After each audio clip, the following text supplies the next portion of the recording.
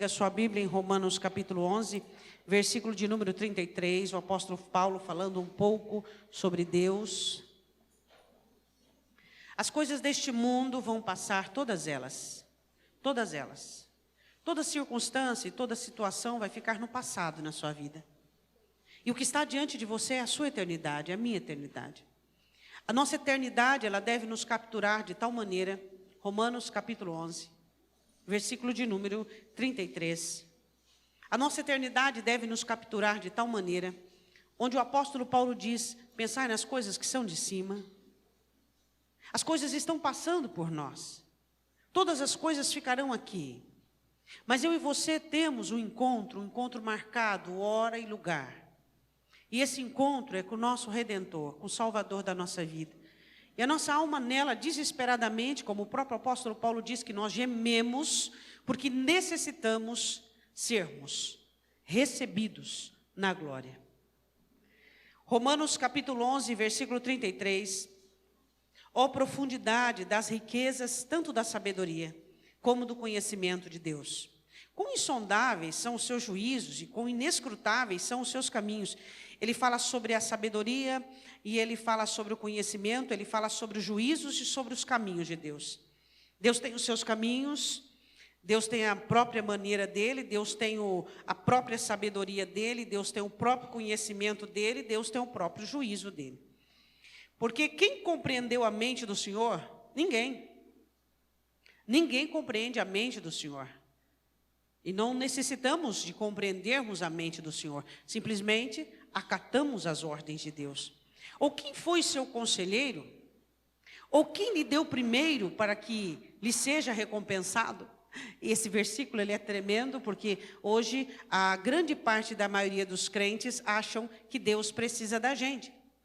Então nós oferecemos alguma coisa para Deus, o culto, a fé, a campanha, a oração, e achamos que com isto virá a nossa recompensa. Nos esquecendo que todos os benefícios que recebemos da parte de Deus é pura e exclusivamente da grande misericórdia e graça do Senhor Jesus. E ele diz assim, porque dele e por ele e para ele são todas as coisas, glória, pois, a ele eternamente. Amém. Ficando aberto neste texto para lermos ele no final, assente-se e abre comigo a sua Bíblia em Gênesis, capítulo 9, versículo 1. O apóstolo Paulo, de uma maneira muito peculiar dele, ele fala sobre ó profundidade das riquezas e tanto da sabedoria e do conhecimento de Deus. Quão inescrutáveis são os pensamentos do Senhor, quão inescrutáveis é aquilo que Deus vê e entende. E ele diz, quem entendeu a mente do Senhor, ou quem o aconselha? E ele diz, quem deu primeiro a ele para que seja restituído? Porque dele, por ele e para ele são todas as coisas. Nessa noite nós vamos meditar na Escritura e na Palavra do Senhor, falando sobre um erro. Às vezes falamos sobre algum acerto, mas hoje nós vamos falar sobre um erro. Um erro que se deu por 4 fundamentos e 4 pilastras. Um erro que se deu porque se buscava 3 questões. No capítulo 9, versículo 1 de Gênesis, você vai observar que Deus dá uma ordenança para Noé e toda a sua família. Noé agrada a Deus, é livre ele e a sua casa, e então eles chegam na terra, e Deus quer popular a terra novamente, dando uma nova chance para o ser humano. E no capítulo 9, versículo 1 diz assim, e abençoou Deus a Noé e a seus filhos e disse, frutificai, multiplicai-vos e enchei a terra. Vocês vão se... Houve um descendente, Noé tinha 3 filhos. Quais eram os filhos de Noé? Tá. Sem, Cão e Jafé. O que acontece com Cão? Cão foi amaldiçoado, originando então Canaã. Sem foi aquele que foi o antecessor, foi o patriarca de Abraão. Sem era um homem abençoado. Sem teve um bisneto no capítulo 8, no capítulo 10, 21, ele teve um parente que ele coloca o nome de um filho dentro de uma ordem que Deus deu. O filho dele nasce, ele olha assim, Peleg, divisão. Porque Deus mandou a gente se dividir. Deus mandou a gente, cada num ponto. E ele coloca em homenagem a essa ordenança o nome do filho. Gênesis 10, 21, e a Sem nasceram filhos, e ele é o pai de todos os filhos de Éber. Éber foi aquele que deu a raça hebreia. Hebreu, a palavra hebreu, vem de Éber. Israelita. Israelita é nação, hebreus, raça. Hebreus, raça. Israelita, nação. Vindo de Jacó, que se tornara Israel. Os filhos de Sem são Elão, Assur, Afaxade, Lude e Arã. E os filhos de Arã são Uz, Ur, Jeter e Mas. E Afaxade gerou a Selá, e Selá gerou a Éber. Versículo 25. E a Éber nasceram 2 filhos. O nome de um foi Peleg, porquanto em seus dias se repartiu a terra, e o nome do seu irmão foi Joctã. O filho nasce e ele diz, divisão. Deus mandou a gente se dividir. Esse é um descendente de Sem. Agora, houve um outro descendente de Cão, chamado Nimrod. Algumas características dele, na época, ele matava os animais da terra, e você sabe que um dos perigos na época eram os animais ferozes, que era um perigo para o ser humano, tanto que Deus, quando leva Israel do Egito para a terra prometida, disse, vocês não podem possuí-la de todo de uma vez, para que não sejam consumidos pelos animais da terra. Então vamos devagar. Esse homem Nimrod, ele era um caçador. E ele era um homem muito vaidoso. E ele era um homem que queria muito ambicioso. Muito ambicioso. E ele não se conformava com aquilo que ele tinha. E a Bíblia diz assim, que por ele ser caçador, ele gostava muito de ser conhecido como tal. Mas ele não queria, o objetivo dele não era apenas livrar as pessoas dos perigos dos animais selvagens. Ele queria iniciar uma nova era de líder, onde ele seria o líder. E ele consegue. Ele começa a tramar planos e tramar situações, das quais ele começa a usar a habilidade dele que Deus deu, para crescer diante do ser humano, diante das pessoas, para ser alguém que na terra fosse visto como uma pessoa que tivesse um poder, uma autoridade, uma expressão. Ele queria ascender a humanidade. Isso que Nimrod buscava. Ele queria ser alguém diferente, mas não uma diferença como Éber quis. Não, ele queria uma diferença onde ele pudesse dominar sobre os outros seres humanos. Aí ele diz assim, capítulo 10, versículo de número 10. Vamos lá. Vamos começar do 8. Cuxi gerou Nimrod. Este começou a ser poderoso na terra. Ele gostou disso. O que significa poderoso na terra? As pessoas gostavam dele por aquilo que ele oferecia. Porque ele era forte, corajoso, poderoso, e as pessoas se sentiam protegidas e seguras perto dele. E isso não era ruim. Não. Você vai ver aqui que as habilidades dele foram dadas por Deus. Mas o que acontece com Nimrod? Nimrod começa a perverter aquilo que recebeu de Deus. Aquilo que você recebeu de Deus é uma bênção. O perigo e o erro é a perversão do que você recebeu de Deus. Todas as boas coisas e todos os talentos e todos os dons foram dados por Deus. Agora, quando se começa a usar isso, não para a glória de Deus, não para Deus, como você acabou de ler, e começa a se usar a benefício próprio, aí você entra numa contrapartida. Você começa a se deparar com Deus, aí não dá certo. Você pode usufruir de tudo que Deus te deu. Você pode ter os seus talentos, os seus dons, e pode abençoar pessoas, desde que tudo isso seja para a glória de Deus. Desde que você não venha usar isso de uma maneira como ele chegou. A Bíblia diz assim no versículo de número 9, este foi poderoso caçador diante da face do Senhor. Por que essa frase, diante da face do Senhor? Por quê? Porque o que Nimrod recebeu, coragem, ousadia e estratégia, vinha de Deus. Era de Deus. Tudo que você recebeu, veio de Deus. Agora, o que eu e você temos feito com aquilo que temos recebido de Deus? Talentos, habilidades, inteligência. Por quê? O próprio apóstolo Paulo escreve, você acabou de ler, porque dele, por ele e para ele são todas as coisas. Lucas escreve em Atos que, porque nele nos movemos e nele existimos. Não era problema nenhum para Nimrod ter uma vida abençoada, uma vida forte, uma vida poderosa. Não, mas ele queria mais. Ele queria ser um Deus no meio daquele povo. Ele não se conformava com as habilidades dele e ele queria se projetar sobre aquela situação. Ele buscava algo que era um tanto divino, um tanto eterno, um tanto de Deus. E aquilo começou como o filho pródigo a correr dentro dele. E ele começou a fazer planos. E ele começou a estabelecer planos. E ele começou a formar ideias e projetar ideias. Como ele conseguiria ter essa aparência, esse poder superior, onde ele estivesse mais ou menos em igualdade com Deus, assim como Satanás. Quando Satanás tenta Eva, ele diz assim: vocês serão como Deus. E essa proposta está hoje. Quando é que um crente acha que é um Deus?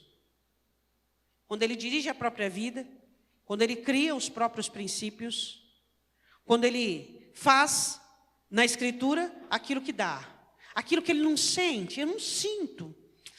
Sabe, não estou sentindo. Ele não faz, porque ele não está sentindo. Então, o que a palavra do Senhor diz em Ezequiel?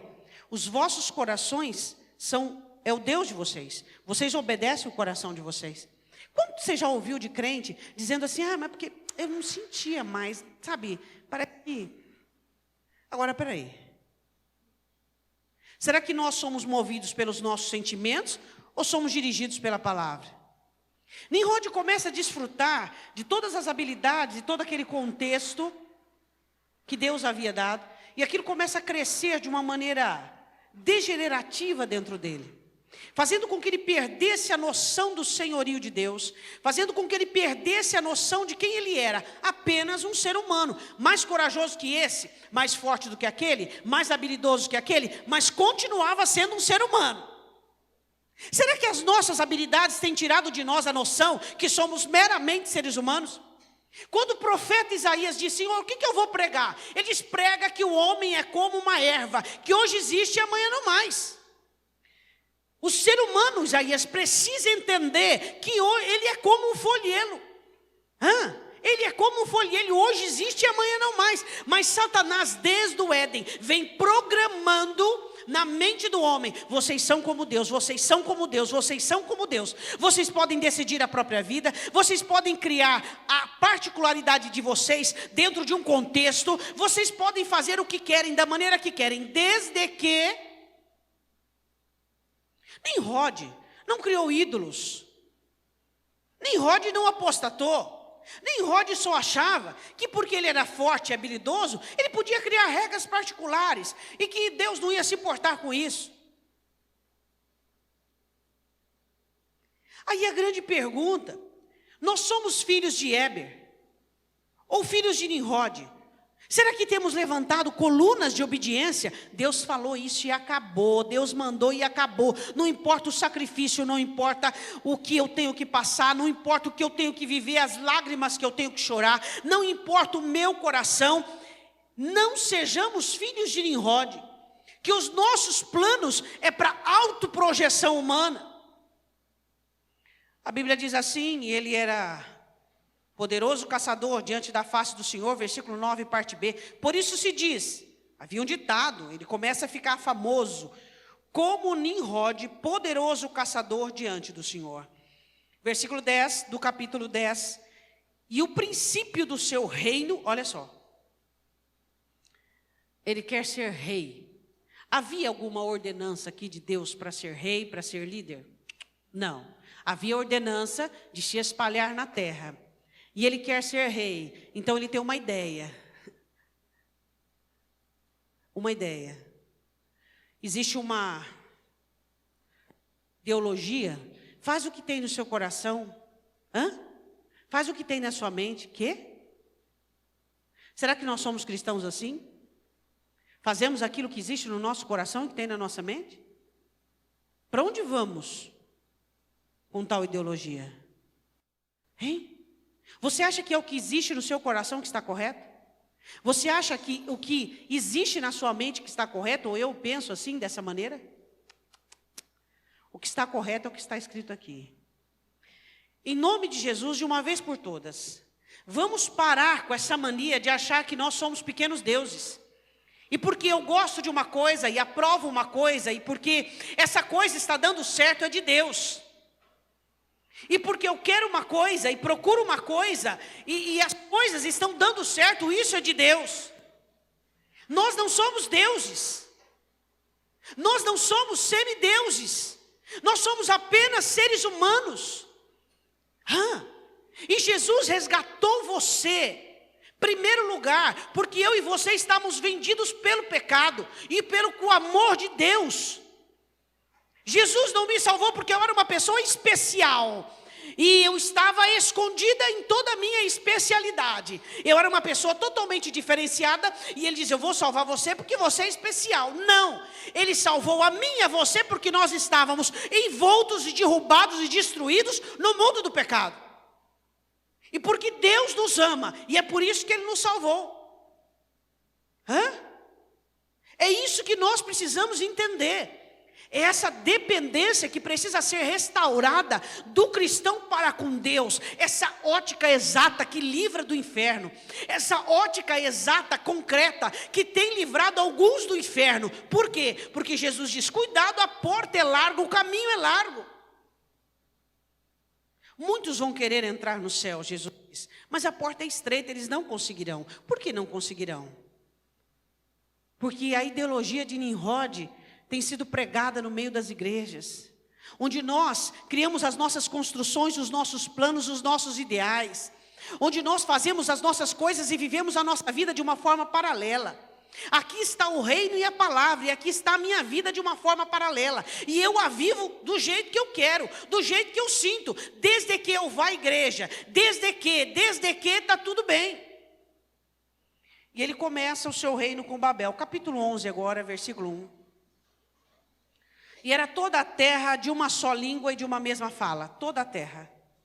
Todos falavam, capítulo 11, versículo 1, uma mesma língua, e todos falavam uma mesma fala. A arca para no Oriente, e ali eles começam a se dividir, e de repente eles encontram uma planície em Sinar, que futuramente se torna Babilônia, Babilônia, e a Bíblia diz assim no versículo 2, e aconteceu que partindo eles do Oriente, acharam um vale na terra de Sinar, e habitaram ali. Qual foi o espírito de motivação deles? Isso é Nimrod. Nimrod e a turma dele. Qual foi o espírito de motivação deles que motivaram eles irem para Sinar? Houve uma direção de Deus aqui? Houve uma ajuda da parte de Deus? Eles partiram, chegaram onde queriam, sem a ajuda de Deus. Sem a aprovação de Deus, como muitos crentes têm vivido hoje. Eles têm funcionado na própria vida, usando, como o filho pródigo durante muito tempo, os recursos de Deus, fazendo as coisas da sua maneira e do seu jeito. Eles resolvem partir para Sinar, era uma planície frutífera, abençoada, e ali eles resolvem construir uma cidade. Nimrod, por ser um homem forte, um caçador, trazendo segurança àqueles que o cercavam, ele vai nessa excursão e ele leva toda a sua turma e todo o seu povo. Qual era a motivação deles? As 3 pilastras das quais vamos falar daqui a pouco. Essa era a motivação deles. Aqui não havia direção de Deus, não havia aprovação de Deus, não havia nada. Pastora, por que Deus deixou? Porque às vezes Deus deixa. Às vezes Deus deixa. Por quê? Não sei, pergunta para ele. O dia que você chegar lá. Às vezes Deus deixa. Às vezes Deus deixa. Como deixou Balaão? Até que quase o anjo corta a cabeça dele. Se a jumenta não espremesse o pé dele e não falasse com ele. Assim como deixou quem? Saul. Às vezes Deus deixa. Às vezes Deus deixa. Por que Ele deixa? Eu não sei. Também não me interessa. Só que eu não quero que Deus me deixe.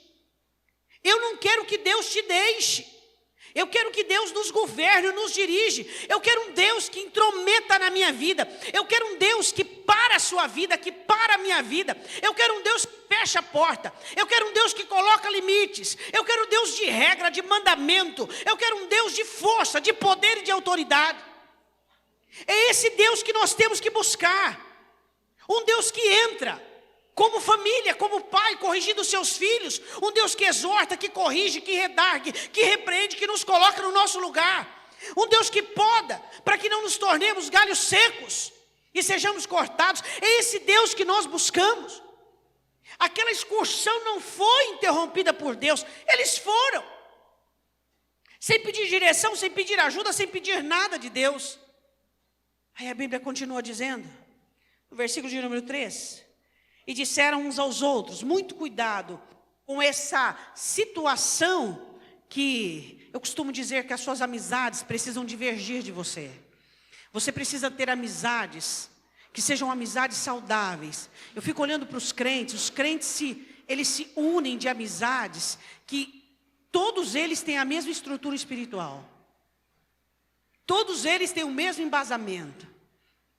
Eu quero dizer para você, se você tem um amigo e esse amigo não te exorta, esse amigo não te repreende, esse amigo não pontua para você, isso não é amizade. Isso não é amizade. Os amigos devem pontuar, devem te ajudar, devem te orientar. Os amigos devem falar com você. Não pode ser assim. Quanto tempo? Olha isso, olha aquilo. E um dos maiores amigos, os melhores que deveriam existir, eram os cônjuges. Os cônjuges deveriam ser os melhores amigos na face da terra. Por quê? Onde você encontra unidade física igual existe num casamento? Fala para mim. Os cônjuges deviam ser as pessoas, como eu disse aqui ao casal, as pessoas mais amigas, mais companheiras, mais verdadeiras, mais saudáveis e salutares um para os outros. Mas não existe, por quê? Porque é um jogo de intriga, de soberba, de diminuição, de busca. É uma síndrome de Nimrod, um querendo ser melhor que o outro, mais que o outro, saber mais que o outro. Ao invés de aproveitarem as habilidades e aquilo que um pode oferecer para o outro. O próprio Jesus diz casa dividida. O que é casa dividida?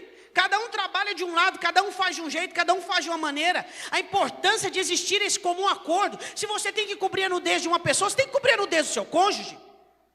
Agora, é certo você apontar os defeitos e as falhas? Claro que não. Cobrimos a nudez do cônjuge. O que ele não consegue, o que não dá certo, o que você vai e faz. Conversaram entre eles planejaram algo. Aí a Bíblia diz assim, e disseram uns aos outros, eia, uma palavra de alavancar, façamos tijolos e queimemo-los bem. Bons tijolos. Lá não tinha pedra. Onde eles estavam não existiam pedras. Para que eles pudessem fazer o que eles queriam fazer. Então eles iriam fazer o quê? Fabricar tijolos. Trabalho. Para que trabalho? Desobedecer a Deus dá trabalho. O desobediente que diz, e como dá? Lei consequencial. Desobedecer a Deus é dar soco no ar, dá trabalho. Desobedecer a Deus dá trabalho. É muito trabalho. Não tem recurso. Deus não dá recurso para desobediência. Dá trabalho, desobedecer a Deus dá trabalho. E aí? Façamos tijolos. Vamos fazer tijolos. E o que nós vamos fazer para colar um tijolo no outro? Vamos usar betume. Usando os próprios recursos de Deus, da terra, para construir o quê? Continuando, eles disseram assim: e foi-lhe o tijolo por pedra e o betume por cal. Fabricemos tijolos. Eles estavam tão compactuados uns com os outros. Nós temos a nós mesmos, não precisamos de Deus. Eu quero dizer uma coisa para você. Existem pessoas na igreja que elas têm alguns adendos, algumas vantagens, e acha que porque elas têm aquilo, elas não precisam de Deus. É claro que isso não é de forma explícita, é claro que isso não é, eles não disseram, não verbalizaram isso, mas a atitude de pessoas dizem se elas precisam de Deus ou não. Aqui eles deixaram Deus fora do plano, fora do planejamento, fora. Aqui. Eles tinham uns aos outros. Por que eles precisavam da amizade com Deus? Por que eles sabiam buscar ao Senhor? Claro que sabia, ao antepassado deles. Edificou Noé um altar ao Senhor e tomou todo o animal limpo e toda a ave limpa. Capítulo 8, versículo 20. E ofereceu o holocausto sobre o altar. E Deus se agrada. Você acha que isso não era informação? Se agrada e retoma a situação, dizendo: nunca mais eu vou destruir a terra. Olha o sinal, a minha aliança, o arco nas nuvens. Eles sabiam disso tudo. Eles sabiam qual era a forma que agradava a Deus. Eles sabiam qual era o jeito de adorar a Deus. Eles sabiam qual era a maneira de adorar a Deus. Só que eles queriam criar um outro método de adoração, uma outra maneira de buscar a Deus. Eu quero perguntar uma coisa para você. A sua maneira de buscar a Deus é a mesma que diz o Evangelho? Quando você erra, você se arrepende, você se humilha, você busca retomar a situação, aprender com aquilo? Ou será que quando você erra, você joga um tapete por cima e tudo bem? Qual é o jeito que nós temos tratado? Qual é a maneira que nós temos servido a Deus? No relacionamento com os nossos irmãos. Na Escritura, conforme a Escritura diz sobre a maior construção, diz o apóstolo Paulo, nós, como o maior edifício existente hoje, onde o Espírito Santo trabalha. Será que nós temos servido a Deus, sabendo que nós somos o templo do Espírito? Como temos cuidado do nosso coração? Como temos trabalhado na nossa vida? Eles sabiam como buscar a Deus, mas queriam criar um outro método, uma outra maneira. A Bíblia diz assim, qual era o propósito? Propósito deles. Vamos lá. Eles disseram: ei, edifiquemos nós uma cidade. Vamos ficar todos juntos, vamos dar guarida. E uma torre cujo cume toque nos céus. Às vezes é difícil para você entender essa parte aqui, porque existem muitos prédios, né? Nas cidades existem muitos prédios, então para você é uma coisa muito comum. Mas para um povo que foi ordenado viver em tendas, peregrinando, eles criaram o quê? Uma cidade onde todo mundo junto. Além dessa cidade, o planejamento deles era criar uma torre bem alta, bem alta. E tão ignorantes, achando que aquelas nuvens eram o céu de Deus. E eles disseram o seguinte: vamos levantar uma torre bem alta, bem alta, bem alta, porque nós queremos chegar no céu. Oh, que objetivo maravilhoso! Tocar no céu. Que objetivo grandioso!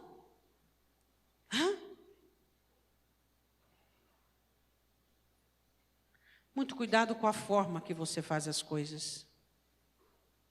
Muito cuidado com a maneira que você e eu façamos as coisas.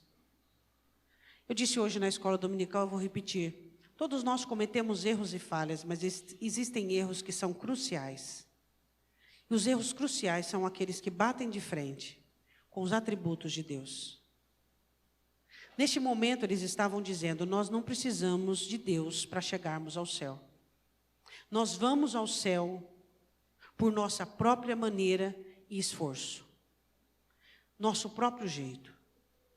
Será que a igreja do Senhor Jesus não tem entendido que o único que pode nos ligar a Deus é Ele?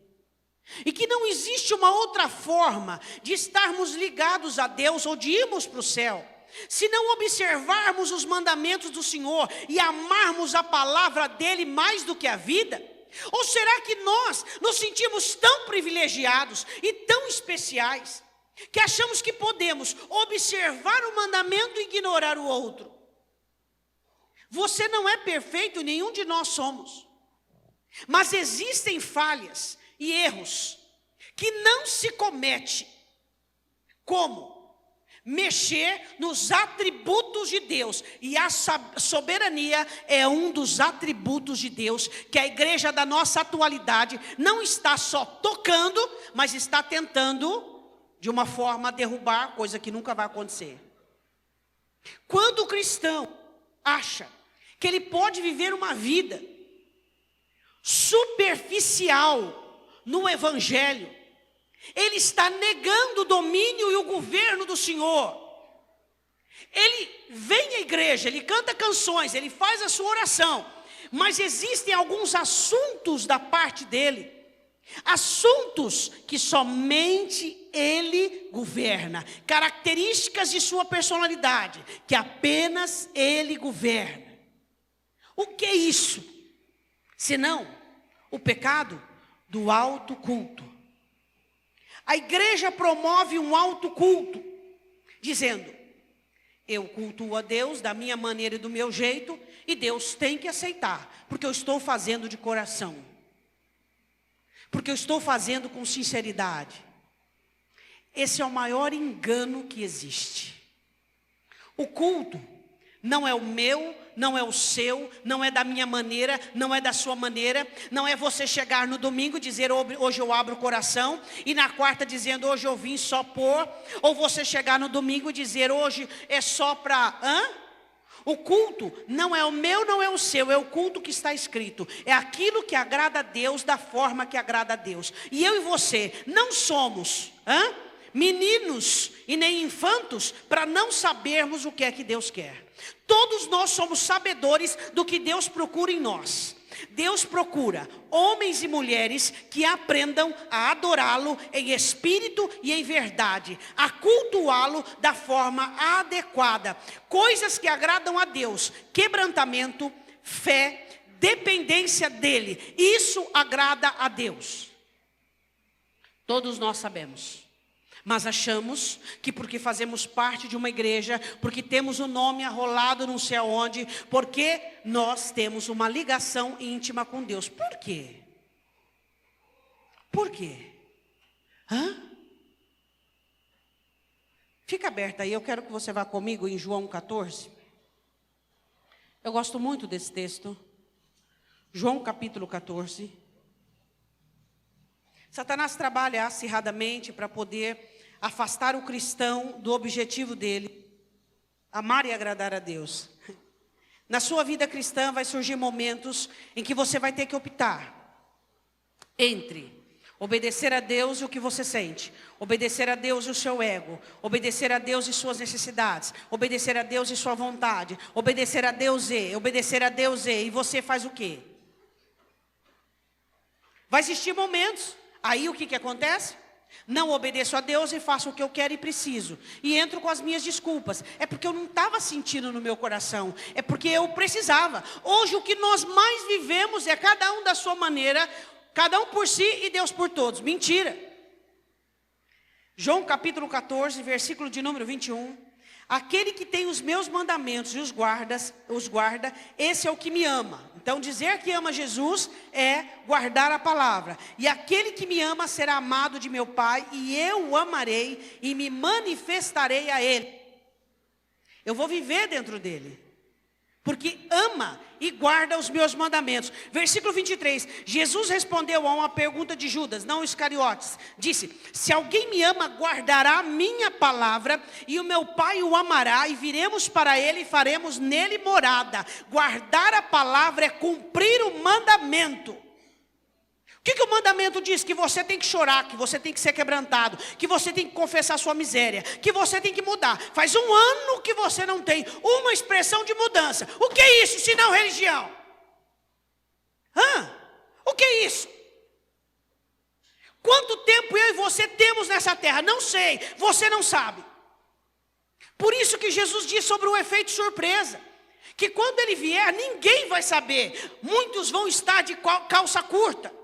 Por quê? Porque vivem essa sensação, essa situação onde as habilidades, a inteligência, onde todas as características humanas têm feito com que essa pessoa crie uma vida paralela ao Evangelho, uma vida onde a palavra é a palavra e ele é ele. E eu acho isso muito rude. Pastor, essa pregação é muito, eu acho que não é assim. Eu vou te falar uma coisa para você, o que eu acho, o que você acha, não interessa. Deus não se importa com o que eu acho que você acha. Que é o que está escrito que tem peso. Isso aqui vai estar lá na glória, no dia do nosso julgamento. Eu e você, lá. Não. Eu vou para o céu, não vou passar por nenhum julgamento. Estude a Bíblia. Estude a Bíblia. Todos nós vamos passar. Não para a perda da salvação. Não, para a perda da salvação não. Os salvos não. Mas vamos passar pelo tribunal. Para recebermos segundo fizemos no corpo. Continuando. Ele diz assim: quem não me ama não guarda as minhas palavras. Ou seja, o crente que não obedece, o crente que não ama a Deus. Porque todo mundo diz que ama a Deus, já percebeu? Você perguntar para essa pessoa aí do teu lado, que ela ama a Deus, desobedeceu Deus, não está nem aí, sabe? E diz que ama, todo mundo diz que ama a Deus. Ora, a palavra que ouvistes não é minha, mas meu Pai que me enviou. Diga amém. Volte comigo lá em Gênesis. Eles queriam levantar uma torre muito alta porque queriam chegar ao céu. Eu quero chegar ao céu e você quer chegar ao céu. Só que existe um caminho só, Jesus. E se eu não guardar a palavra dele, se você não guardar e nós não atentarmos para aquilo que ele te diz, não tem céu. Mas eu fiz parte de uma igreja renomada, mas eu cantei, mas eu preguei, mas eu fiz isso, fiz aquilo, mas eu era filho de fulano de tal, mas eu, não tem esse negócio. A questão é o conhecimento de Cristo. Aquele que amar a minha palavra e entrar no seu coração. Hoje nós estamos falando sobre pragmatismo na escola dominical. Se você não veio, perdeu uma ótima aula. E sobre a necessidade hoje de existir uma igreja para cada tipo de pessoa. Essa é uma estratégia de Satanás. Uma igreja para cada tipo de... Eu não gosto dessa, aí vou nessa. Isso aqui, não gostei dessa daqui. Esse ponto, eu não gosto. Pragmatismo é isso. Pragmatismo é uma igreja que busca conforto. O povo busca conforto na igreja. Aqui você não pode buscar conforto. Você tem que buscar mudança e transformação. Porque daqui você vai para o céu. O pragmatismo são igrejas que procuram trazer conforto ao rebanho. Conforto à igreja. Voltamos em Gênesis 11. Eia, 4. Edifiquemos uma cidade e uma torre cujo cume toque nos céus. Um culto próprio. Caim quis fazer isso, um culto próprio, e achou que Deus tinha que aceitá-lo do jeito que ele estava, já que era de coração, já que era com boa intenção. Eu queria te fazer uma pergunta: você aprova a maneira que você tem vivido com Deus? O seu culto particular com Deus? Você tem aprovado? Se sim, amém. Se não, por que não muda? Você tem aprovado o seu culto com Deus? Sua dedicação, seu amor à Escritura, seu amor à palavra, sua devoção à casa do Senhor, sua devoção aos cultos. Tem crente que pode estar no culto e não vem, por quê? Porque ele bate cartão. O domingo, ele bate cartão de domingo. Ele não vem porque ele não quer, porque ele não pode. Ele não vem porque ele não quer vir. Por quê? Porque só de domingo está bom. Quem pôs isso na cachola dele, senão Satanás? Quem pôs isso na cabeça dele? O diabo, que trabalha de uma forma camuflada, mas de uma maneira muito incisiva, dizendo: olha, você indo à igreja e não cometendo pecados escabrosos, e não isso, está tudo bem com você. Olhe para as parábolas do Senhor Jesus: 10 virgens, 5 reprovadas. Olha para as bodas do Cordeiro, a ceia, todos convidados ilustres, reprovados. será que eu penso o seguinte, será que só eu que estou vendo? Será que só eu que estou enxergando isso aí? Não é possível que só eu consigo interpretar aquilo que o Senhor Jesus deixou escrito de uma maneira muito clara e óbvia. Se você falar que não entende alguma questão do apóstolo Paulo, eu fico até quieta. Mas se você não disser que não entende o que Jesus escreveu, peraí, aí não, hein? Você acha que aquilo que nós estamos oferecendo para Deus, isso é só o que podemos oferecer? E que eu e você podemos viver a nossa vida cotidiana paralela ao Evangelho? Peraí, irmãos. Será que nós podemos fazermos construções e criarmos caminhos que nos levam ao céu? Só existe um caminho para o céu, inúmeros para o inferno. Só um caminho para o céu. Não tem dois, não tem três, só existe uma forma de entrar no céu. Amando Jesus Cristo, guardando a sua palavra e fazendo com que Ele habite dentro de você todos os dias e todas as horas, morrendo para ti mesmo, deixando a religião, deixando a performance e sendo um cristão autêntico. Só essa maneira. O objetivo deles, façamos-nos um nome. Segundo, eles queriam ficar para a história e que o nome deles fosse lembrado e entrasse. Não sobrou nada disso aí, viu? Historiadores, isso aí não sobrou nada. Disseram que eles colocaram um nome em cada tijolo, não sobrou nada, isso aí não sobrou nada. Só pela escritura mesmo, o erro deles que faz menção deles, mas história mesmo, eles queriam fazer história. Façamos um nome. Autossuficiência. Eu quero falar sobre fazer um nome. Os crentes que são autossuficientes, nenhum deles é declarado, tá? Os crentes autossuficientes, eles não declaram que são. Vivem como, mas não têm coragem de declarar. Não tem uma vida de oração. Quem não tem uma vida de oração é autossuficiente.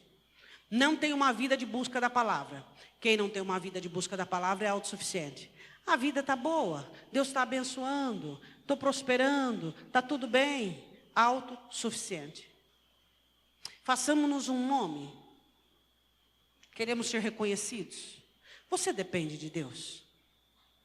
Utopicamente, todo mundo diz que sim. Todos nós dizemos que sim. Mas depender de Deus não tem nada a ver com utopia. Depender de Deus é você diminuir e Ele crescer. É você entender que você tem, o que você tem é só a fé nele, o resto.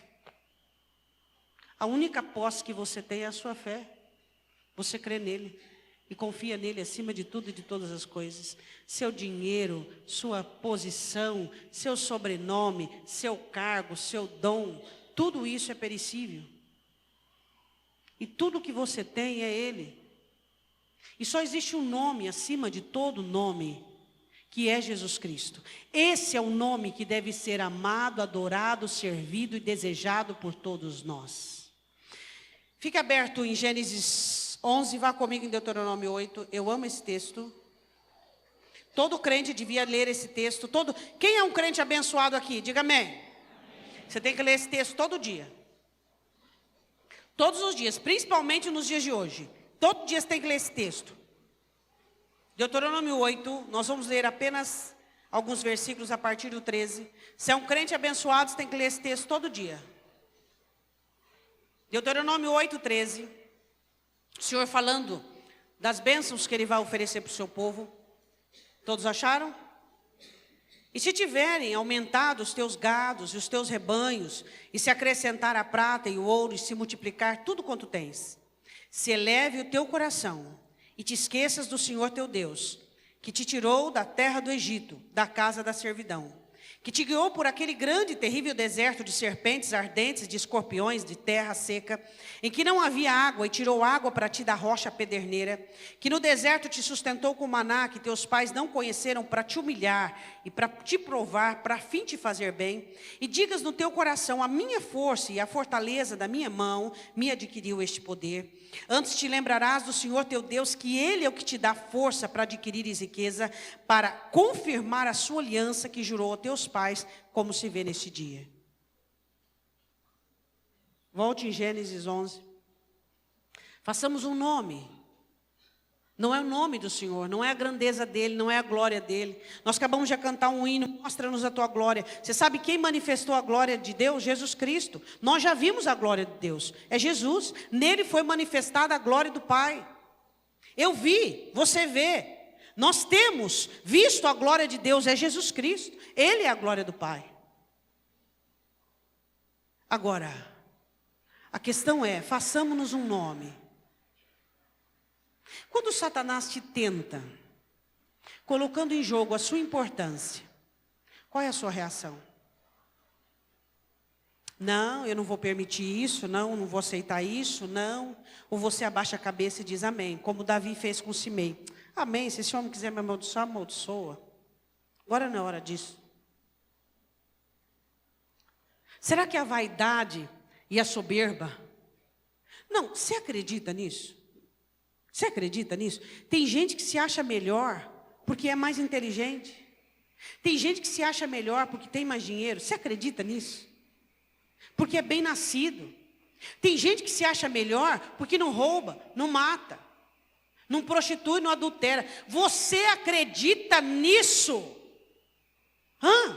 Por isso que Jesus diz, as prostitutas serão aquelas que tomarão o lugar dos crentes. Por quê? Porque os últimos serão os primeiros, aqueles arrependidos, quebrantados, reconhecendo a sua miséria diante de Deus.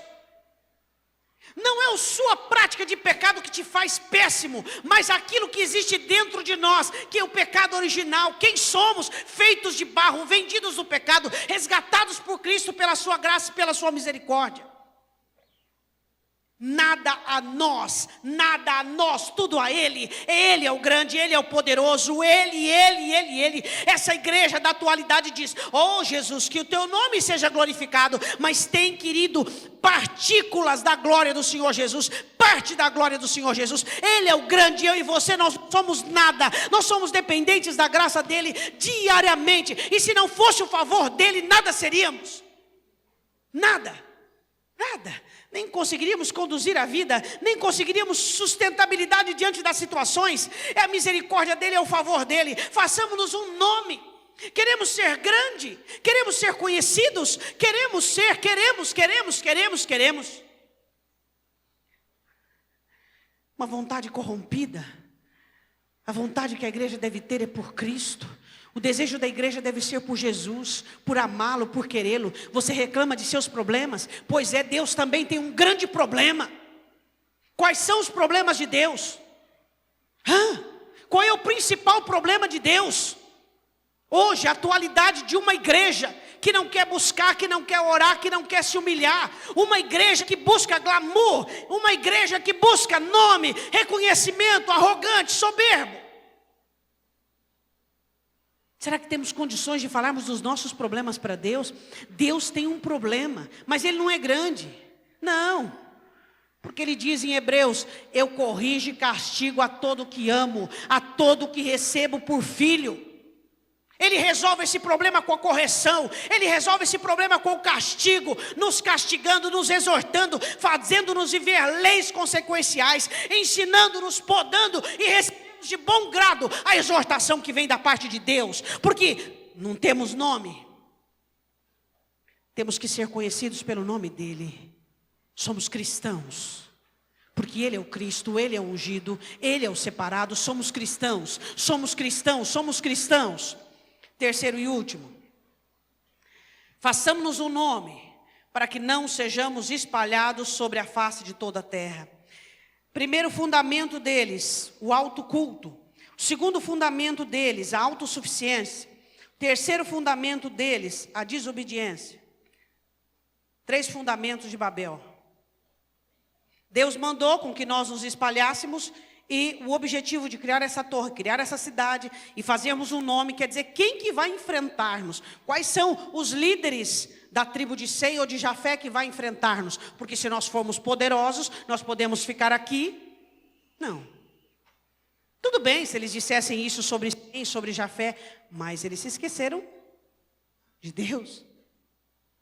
Por quê? Porque nós não vamos espalhar. O objetivo sempre de toda a excursão, de toda a situação do crente é a desobediência, quando ele por si mesmo quer fazer da sua vida. A questão é, a nossa vida é uma Babel ou uma Jerusalém?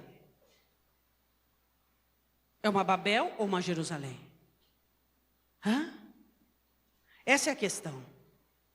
Precisamos discernir e compreendermos, para que não sejamos espalhados, para que possamos fazer as coisas da nossa maneira, porque nós não aceitamos o que Deus diz. Tanto trabalho e tanto esforço só para desobedecer. Desobedecer dá trabalho. Dá trabalho. Dá trabalho, às vezes dá trabalho a vida toda. Desobediência dá trabalho. Eu quero dizer uma coisa para você. A palavra do Senhor está escrita. E ela não está na profundeza nele em cima, ela está, diz o Senhor a Moisés, na nossa mão. É sim, sim, não, não. Diga isso para o seu irmão. Não existe talvez nas ordenanças de Deus. Não existe quase lá. Chega de crente mais ou menos. Você é o quê? Eu sou mais ou menos fervoroso, eu sou mais ou menos ungido, eu sou mais ou menos entendido, mais ou menos sim e não. Porque o frio não é, o morno vomita. Pastora, mas a profecia diz, a última igreja, a igreja morna, é nós. Você vai entrar em profecia? Tem profecia para todo gosto e para todo tipo.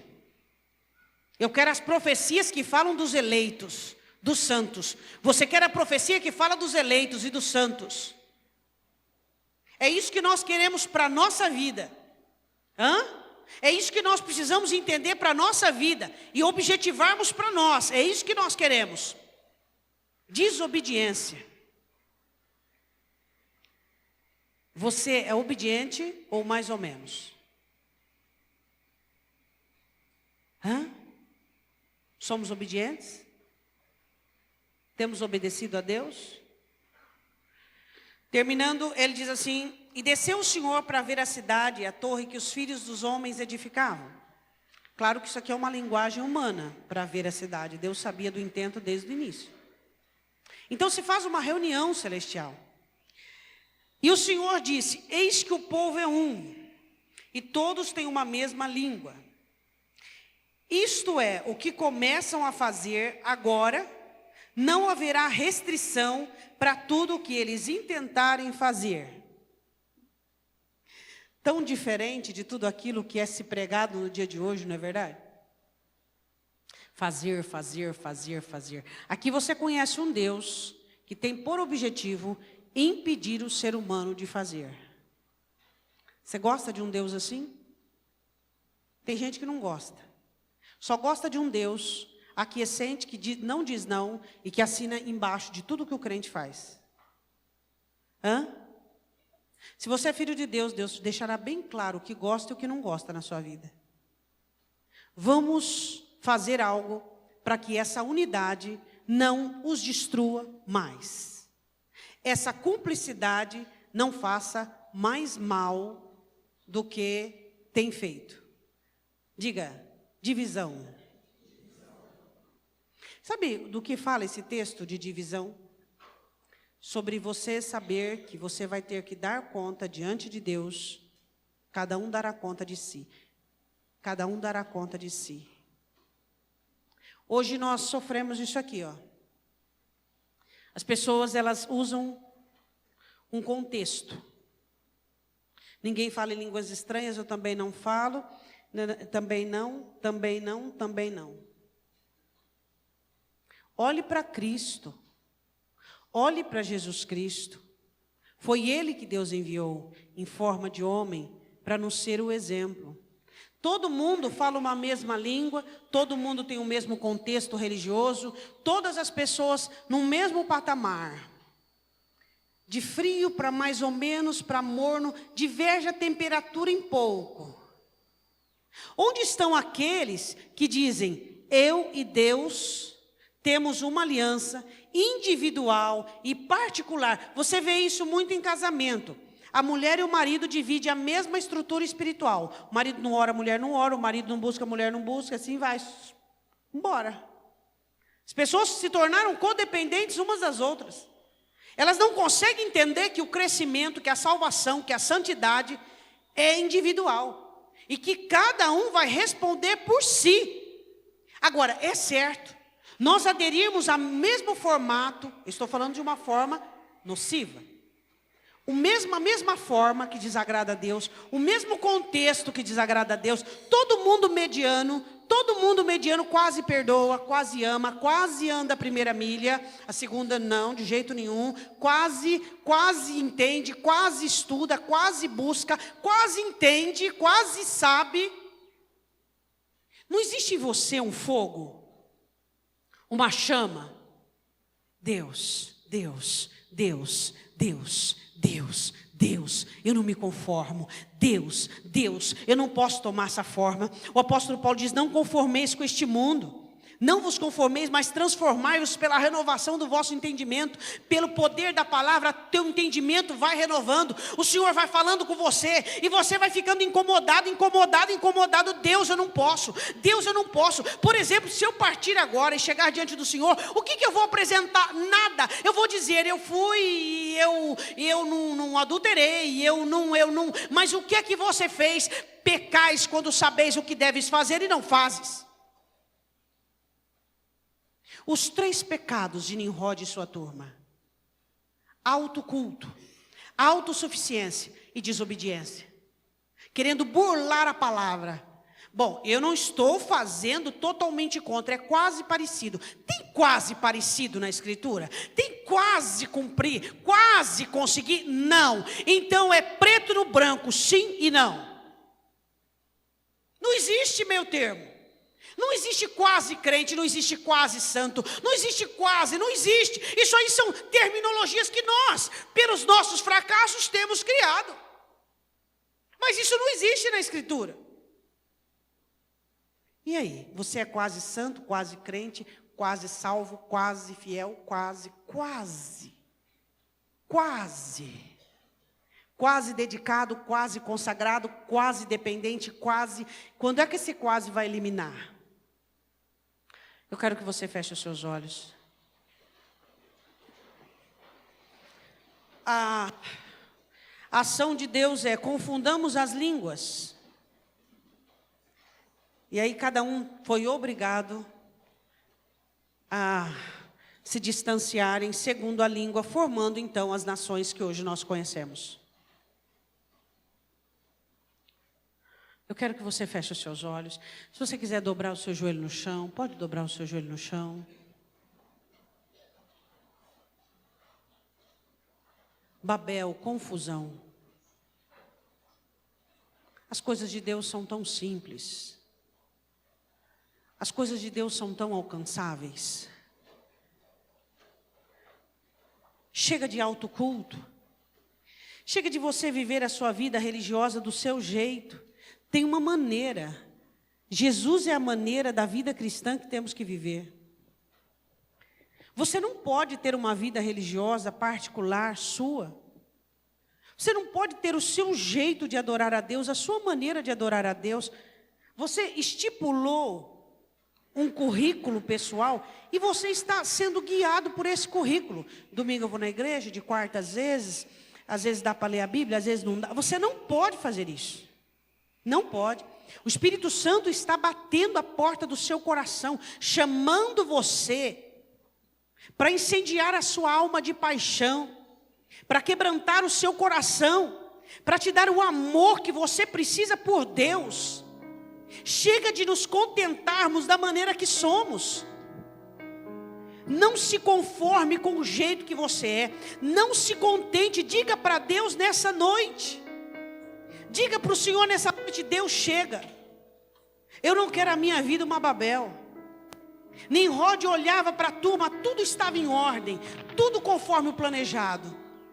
E eles não sabiam que cometiam 3 erros: o autoculto, a autossuficiência e ir contrário aos mandamentos do Senhor. Fale com o Senhor, olhe para a sua vida.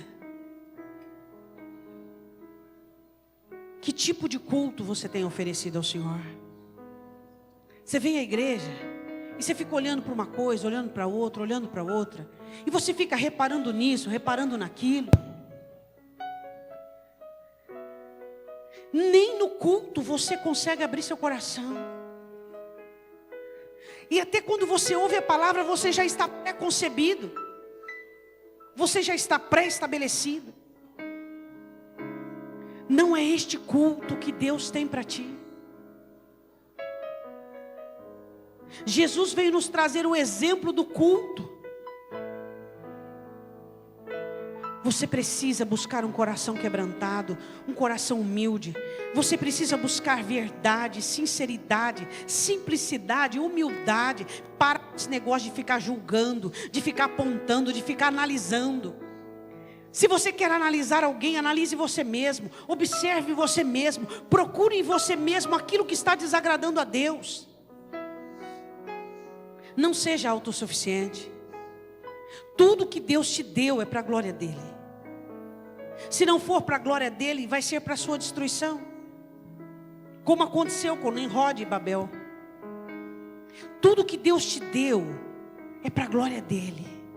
E não adianta, de uma maneira utópica, dizer que é para a glória dEle, porque todos nós sabemos, porque o Espírito Santo, Ele nos ensina e nos instrui. Ele fala conosco. E a terceira pilastra que não deve existir nas nossas vidas: mandamento é mandamento e é inegociável. Não tem o meu jeito, a minha maneira. Quantas pessoas que buscam aprovações? O meu pastor falou que tudo bem, o irmão falou que tudo bem, o líder falou que tudo bem, meu cônjuge falou que tudo bem. Você acha que é assim que funciona? Por que o Senhor Jesus rogou ao Pai o Espírito Santo? Hein? A quem você precisa comunicar? O Espírito Santo de Deus. Ele está falando conosco nesta noite. Ele quer derrubar as 3 pilastras que existem na vida de algumas pessoas. O autoculto. Por favor. Você acha que a sua motivação vem de Deus? O que ela vai construir? Cuidado com a sua motivação.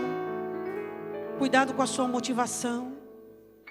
Existem pessoas que por motivações saíram dos caminhos do Senhor, da direção de Deus. Cuidado com a sua motivação. A palavra é clara. Cuidado.